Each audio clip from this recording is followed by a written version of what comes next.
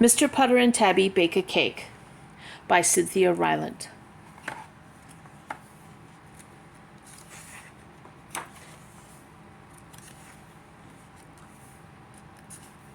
Chapter 1. A Good Cake. It was wintertime, and Mr. Putter and his fine cat Tabby sat at their window every night to watch the snow come down. They watched and dreamed. Mr. Putter dreamed of the big red sled he rode as a boy. He dreamed of snowmen, big as a house. Tabby dreamed too. She dreamed of the snowdrifts she walked on as a kitten. She dreamed of deep tunnels through white yards. Mr. Putter and Tabby were old now. They had a lot to dream about. That is why they loved wintertime. They also loved wintertime because wintertime brought Christmas. Mr. Putter loved to give Christmas presents. He started thinking about Christmas presents in July. He liked to think of what he would give the grocer, and to the librarian, and to the postman. Mr. Putter also had to think of what he could give to his neighbor, Mrs. Teaberry. This was hardest of all. He usually had to think about this all the way to December. Mrs. Teaberry liked strange things. She liked coconuts made into monkey heads. She liked salt shakers that walked across the table. She liked little dresses for her teapots. She even liked fruit cake. Mr. Putter could live with monkey heads and walking salt shakers and dress up teapots. But Mr. Putter could not believe that Mrs. Teaberry liked fruit cake. He could not believe that anyone liked fruit cake. Every Christmas, Mrs. Teaberry ate mounds of fruit cake. It worried Mr. Putter. This winter it was worrying him a lot. He thought Mrs. Teaberry should have a good cake for Christmas. Not a fruit cake that could break her toe if she dropped it. A good cake, a light and airy cake. And one night, as he and Tabby sat dreaming at their snowy window, that is what he decided to give Mrs. Teaberry for Christmas. Mr. Putter would bake her a Christmas cake.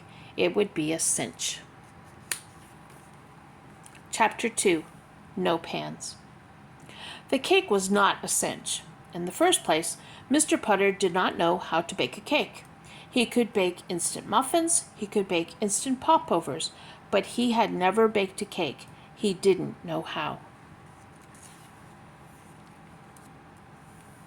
In the second place, Mr. Putter had no pans. He had muffin pans, he had popover pans, but he had no cake pans. If he baked a cake, it would have to be in a shoe, or maybe in a flower pot, or even a hat, but not in a cake pan because he did not have one.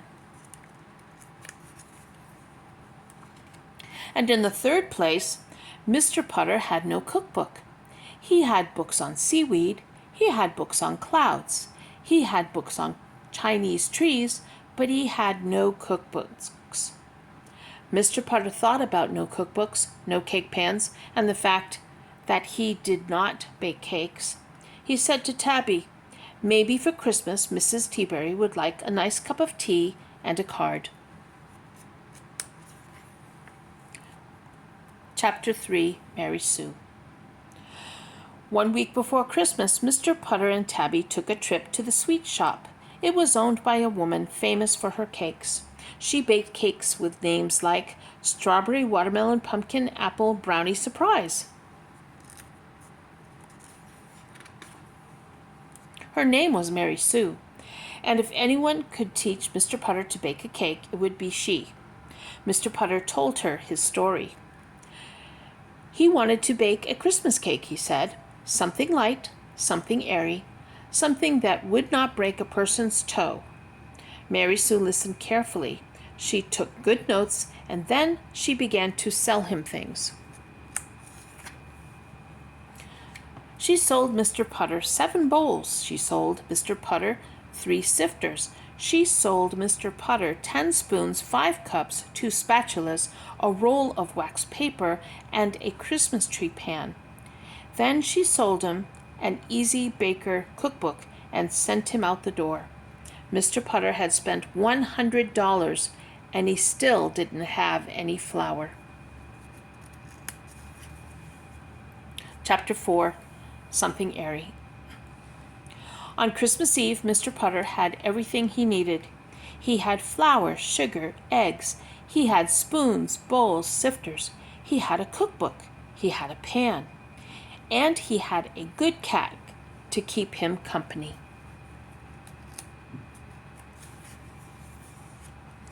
Mr. Putter baked all night long. His first cake fell flat.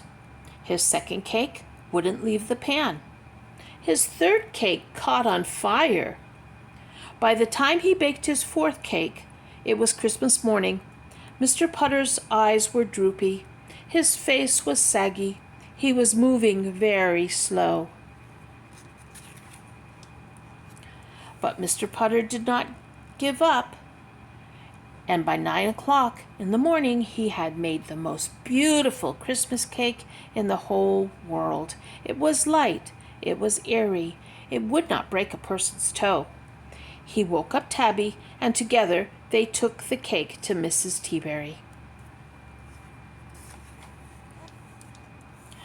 Mrs. Teaberry was delighted. She was thrilled. She was patient. Because as soon as Mr. Putter sat down in her chair, he fell asleep. And she had to wait 12 hours before she could cut her cake. She wouldn't have any without Mr. Putter, and that is how long he slept.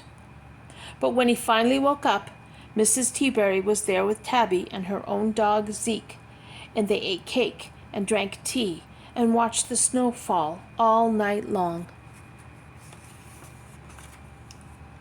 And Mr. Putter and Tabby went home with a very nice toaster that sang America the Beautiful when the bread popped up.